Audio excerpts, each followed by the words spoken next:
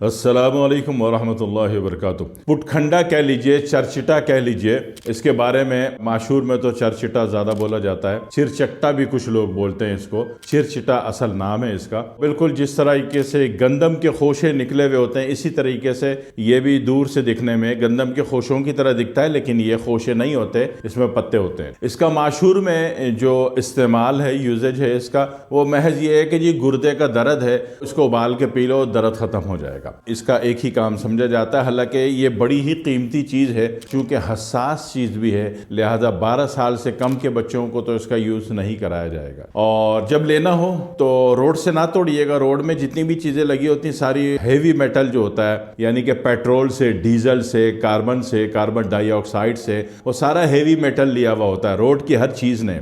लिहाजा वो तो नहीं लेनी, वो दवा बनाने में बेकार, सारी मेहनत जाया जाती है। वो केमिकल वो प्रोड्यूस ही नहीं होता जो केमिकल आपको उसमें से चाहिए और दवा बनानी है। लिहाजा बेहतर होता है कि नर्सरी से ले लें या पंसारी से ले लें, पंसारी से उसके बीज ले लें, बड़े से गमले में उगा लें, फिर यूज़ कर लें। यानी कि जो भी सोर्स हो आपकी इसके हसूल की, वो रोड ना हो। दूसरी बात है कि चिरचिटे का जहाँ आपको एक असूल पता कि जनाब वाली 1 चम्मच बराबर, ये कुचले हुए भी की ज़रूरत नहीं है, पिसे हुए होने की भी ज़रूरत नहीं है। 1 चाय का चम्मच इसकी मकदार ले लिया आपने और 1 गिलास पानी में इतना उबाला कि पानी आधा हो गया, छान के बिल्कुल अच्छी तरह छान के, यानी कि छन्नी जो छानने की है उसके ऊपर भी बारीक कपड़ा डाल देना है, ठीक है, फिर छानना है इसको। तो वो छान के आपने पी लिया तो जनाब वाली गुर्दे का दर्द ख़त्म हो गया। लेकिन अगर ये कि गले की तमाम खराबियों में, खांसी की तमाम खराबियों में पिएंगे तो बेहतर है कि गुड़ मिला लीजिए। इसी तरह कब्ज़ ख़त्म करने की नियत से, कब्ज़ को बेहतरीन बहुत नरमी से,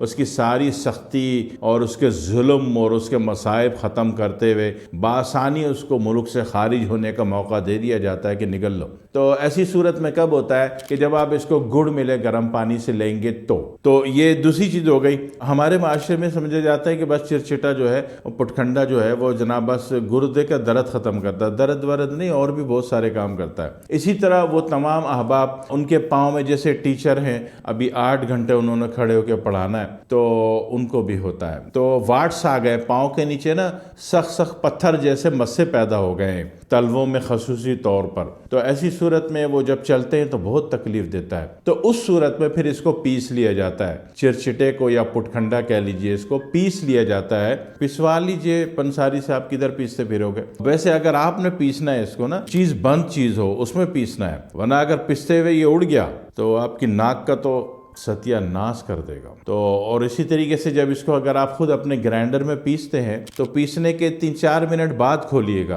पीसते ही फौरन मत खोलिएगा, वरना ये वही कर देगा नाक की कार्रवाई, जिसको आप कहते हो एंथ्राक्स की कैफियत। एंथ्राक्स समझते हो, नाक, हलक, साइनस जितना है सारा जख्मी कैफियत में आ जाता है। तो लिहाजा जब भी इसको पीसेंगे, इस्तेमाल में क्या लाना है, अगर पीस लिया है तो इस्तेमाल में ऐसे लाना है कि उसका थोड़ा थोड़ा पीस ले लिया, उसमें थोड़ा थोड़ा मक्खन लिया, देसी घी हल्का सा लगाया या पेट्रोलियम जेली, और उन मस्सों पे लगा के रुई रख के पट्टी बांध दी। तो कम से कम भी 7 दिन करते हैं तो जो सख्त वाले, हार्ड वाले जो मस्से हैं, कौन जिसको कहते हैं, जो ऑपरेट करा के जड़ समेत खींच के निकाल के फेंकना पड़ता है, तो उस कौन को ये ख़त्म कर देता है। दूसरी बात ये है कि वो तमाम असहाब जिनको जनाब स्किन बेरी का मरज़ होता है, यानी कि सर से लेके पाँव तक जो है उनको ना बेर जैसे लटके हुए होते हैं पूरे जिस्म में, अल्लाह माफ़ करे, अल्लाह बचाए, इंसान अजीब सी जहनी परेशानी में आ जाता है। तो ऐसी सूरत में उनको तो फिर पूरा ही पेस्ट बना के वो लगाना होता है। नहाने से 2 घंटे पहले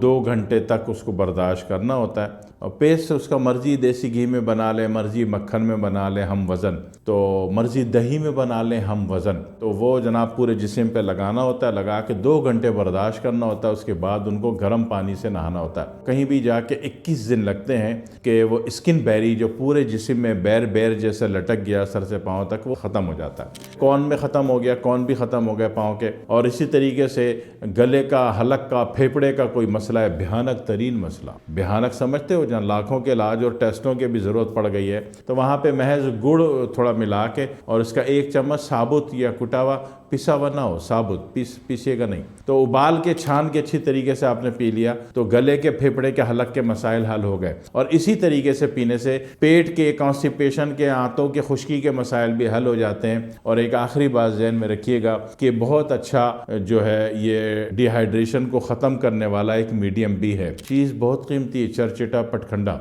और आखिरी बात, ये जब भी यूज़ करेंगे, अगर पीने में यूज़ किया है तो आधे घंटे बाद लाजमी 2-3 गिलास, 3 गिलास तो नहीं पी पाओगे तो 2 गिलास कम से कम सादा पानी पी लेना है। इसको जब भी खाने या पीने में इस्तेमाल किया है तो आधे घंटे बाद जो है 2 गिलास पानी लाजमी पीना है, तो इसलिए ताकि जो भी काम किया वो रगड़ा लेके फ़ौरन निकल जाए बॉडी से। ज़रूर फ़ायदा उठा लीजिए, बासानी मिल जाता है नर्सरी से भी, और गूगल से पिक्चर निकाल के तस्वीर की शनाख्त कर ली तो आप खुद भी ढूंढ सकते हैं। बस रोड का ना हो, रास्ते का ना हो, क्योंकि वो हैवी मेटल होता है। हैवी मेटल लेके वो हर चीज़ ज़हर हो चुकी होती है, या फिर पंसारी से रब्ता कर लीजिएगा। ठीक है, दुआ में याद रखिएगा। वस्सलामु अलैकुम वरहमतुल्लाहि वबरकातुहू।